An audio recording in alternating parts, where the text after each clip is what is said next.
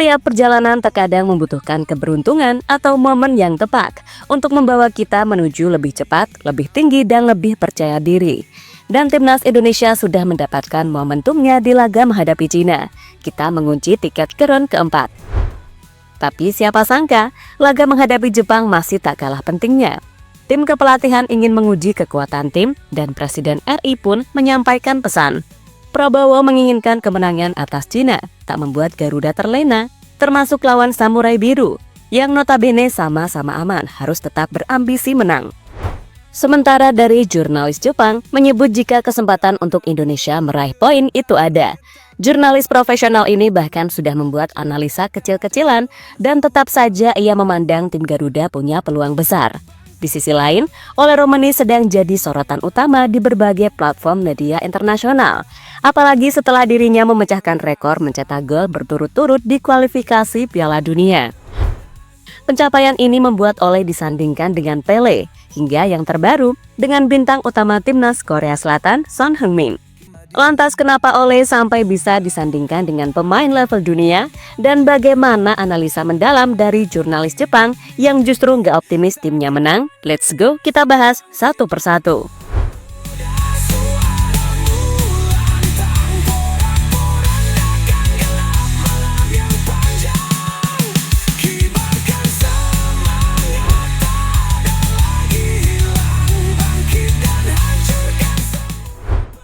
Tidak penting seberapa lama waktu bermain yang kamu dapat, yang terpenting adalah bagaimana kamu menggunakan momen itu untuk membuktikan diri. Dan sejauh ini Ole Romani menjadi pemain yang selalu menikmati setiap momentum itu serta memanfaatkannya dengan maksimal. 3 game, 3 gol. Sangat membantu timnas Indonesia di lanjutan kualifikasi Piala Dunia. Tak heran, sorotan terus datang, harapan terus meningkat, dan Ole juga terus berusaha keras. Apalagi ia makin kesini makin disandingkan dengan berbagai pemain level top. Ketajaman sang striker berusia 24 tahun ini bukan hanya menjadi angin segar bagi timnas Indonesia, tetapi juga menarik perhatian dunia. Melansir dari suara.com, tak sedikit yang mulai menyandingkan namanya dengan ikon besar sepak bola Asia, Son Heung-min. Bukan tanpa alasan. Di fase yang sama, Son juga telah mengoleksi 3 gol, dicetak ke gawang Oman, Kuwait, dan Palestina. Bedanya, Son adalah bintang yang sudah mapan. Romani, ia baru membuka lembaran pertama. Sorotan ESPN Asia menyebut 3 gol dalam 3 laga awal di level internasional bukanlah hal biasa. Sementara dari tanah kelahirannya, media Belanda Football International menyebut Ole sebagai pemain keturunan Indonesia pertama yang mencetak 3 gol beruntun di kualifikasi Piala Dunia.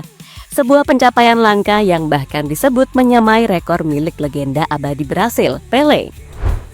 Sekedar mengingatkan cuy, Pele mencetak gol di 3 laga awal bersama Brasil di usia 17 tahun, lalu menghebohkan dunia lewat hat-trick di semifinal dan gol penentu di final Piala Dunia 1958. Kini, meski dalam konteks berbeda, jejak luar biasa itu tampaknya mulai diikuti oleh seorang pemain berdarah Indonesia. Tidak heran jika media Asia dan Eropa menyematkan label bintang masa depan pada sosok Romani, sebuah fenomena yang tumbuh dari dedikasi bukan sensasi. Dasar sayap terkepak hancurkan dinding kelam, bangun dari abu debu penuh dendam, Garuda mencakar dunia yang diam. Kini jelang duel panas melawan Jepang di Osaka, Romani bukan lagi sekedar pelengkap, ia menjadi ujung tombak harapan, ancaman nyata yang siap mengusik dominasi Samurai Biru. Wartawan Jepang Rintano Asano mengungkapkan kekhawatiran terselubung dari publik sepak bola negaranya. Menurut pandangan analisisnya, wartawan tersebut menilai Indonesia bisa memberikan kejutan meski ia optimis tim kebanggaannya menang dan mayoritas fans Jepang juga optimis. Tapi ia memandang perkembangan timnas sebagai hal yang berbeda. Sejujurnya sebagian besar penggemar sepak bola di Jepang secara umum masih menganggap Indonesia sebagai tim yang lebih lemah. Dalam pertandingan sebelumnya, orang-orang mulai melihat semangat dan kekuatan Indonesia dalam bermain sepak bola. Tetapi saya rasa mereka masih belum banyak tahu soal hal itu. Namun di sisi lain, harus diakui bahwa timnas Jepang tetap memiliki peluang untuk kalah karena Indonesia jelas merupakan salah satu tim penting di grup C dan di Asia, ujar Rintaro Asano dilansir dari kompas.com. Apalagi melihat kehadiran kembali Martin Pas di bawah Mistar dan Marcelino Ferdinand di lini tengah setelah absen melawan Cina menambah kekuatan pasukan Patrick Kluivert. Menurut jurnalis Jepang itu, kombinasi Marcelino, Ridho, dan tentu saja Romani dinilai sebagai trio pemain yang bisa mengguncang pertahanan Jepang. Pemain-pemain Indonesia seperti Marcelino Ferdinand dan Rizky Ridho, serta kemungkinan Romani mencetak gol lagi menjadi perhatian. Jika pemain-pemain seperti mereka mampu secara individu mengalahkan pemain timnas Jepang, saya rasa itu akan membuktikan bahwa Indonesia telah naik ke level yang lebih tinggi. Lanjut wartawan yang akan datang langsung meliput duel Jepang versus Indonesia di Osaka itu. Ya, pada matchday terakhir di round ketiga, pelatih Jepang Hajime Moriyasu memang sedang melakukan eksperimen dengan mayoritas mengundang pemain muda. Wajar saja, kemarin mereka keok untuk pertama kalinya di round 3 atas Australia. Dan besok giliran Garuda mencoba memberikan kejutan setelah pada leg pertama kita kalah telak 4-0 di GBK. Debu penuh dendam, Garuda mencakar dunia yang diam. Bangkitlah Garuda, suaramu lantang, porak-porandakan gelap malam yang panjang. Kibarkan semangat, tak ada lagi hilang. Bangkit dan Sementara dari skuad Garuda memang sudah lolos ke round keempat. Jepang sudah lolos ke Piala Dunia sebagai pemuncak klasemen. Kedua tim benar-benar secara posisi udah nyaman, tapi nggak ada yang ingin kalah. Moriyasu berjanji bakal memaksimalkan laga terakhir untuk menebus kekalahan anak asuhnya atas Australia. Sedangkan timnas lewat mantan pemain Barcelona Patrick Kluivert saat konferensi pers mengaku telah mempersiapkan tim dan akan mencoba mendorong anak-anak asuhnya untuk menyuguhkan permainan terbaik di kandang Samurai Biru. Gak ada alasan untuk kendor bagi Patrick, semua otak pemain tetap dipaksa panas. Dengan begitu potensi seluruh pemain bakal lebih terlihat untuk diperhitungkan. This is a serious game. We're playing away against an opponent who was leader of the group, already qualified for the World Cup. So we need to play our own game, although it will be a very difficult game. Everybody knows that. But we're prepared and we're trying to do the best what we have tomorrow. Jelas, laga ini nggak bisa dipandang remeh. Penting nggak penting, tapi perjuangan adalah sebuah tanggung jawab atas kepercayaan.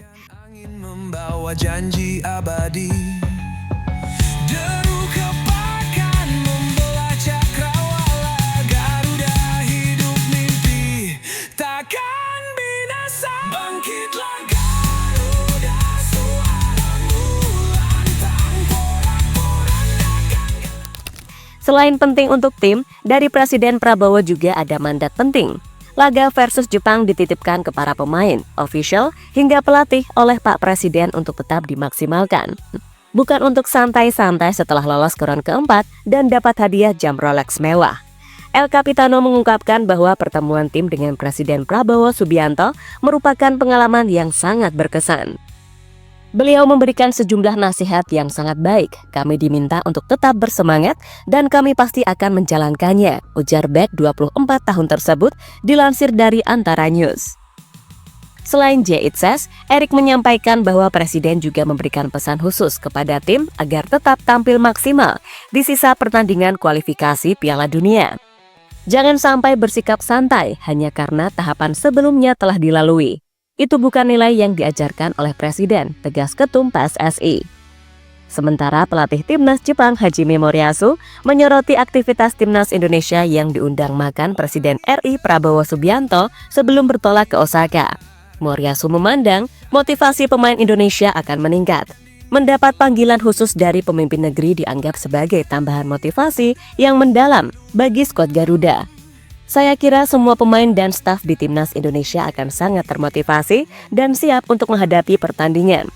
Mereka adalah tim yang memiliki momentum dan kekuatan. Jadi saya kira pertandingan besok akan menjadi pertandingan yang sangat sulit, kata Moriyasu dalam jumpa pers menanggapi agenda timnas Indonesia dengan Prabowo. Ya, nggak ada alasan buat Coach Patrick bersantai-santai. Sebelum sesi konferensi pers sendiri, skuad Garuda sempat melakukan official training di Panasonic Suite Stadium. Latihan tetap intens, persaingan skuad bener-bener gak bisa ditebak siapa yang bakal jadi starter. Tanah bergetar retak di bawah tubuh, cakar tajam menusuk dalam luruh. Bangsa tertidur, kini mata terbuka. Garuda terbang tinggi di angkasa. Pada intinya, setiap momentum adalah kesempatan yang harus dimanfaatkan. Fans, jurnalis, hingga pelatih Jepang sendiri melihat potensi besar di kubu skuad Garuda. Maka dari itu, kita juga harus mencoba untuk mengeluarkan semua potensi yang ada. Oleh Romani tetap jadi ancaman utama, tapi bertambahnya Marcelino hingga Martin Pas bisa jadi kejutan taktikal yang berbeda. Secara, Patrick Kluivert belum lama melatih timnas. Ia belum banyak mencoba, taktik masih belum bisa diterapkan sembarangan. So, laga versus Jepang pun gak perlu kita berekspektasi lebih. Cukup percaya pelatih bakal memanfaatkan situasi ini saja. Membawa janji abadi. Deru kepakan membelah cakrawala.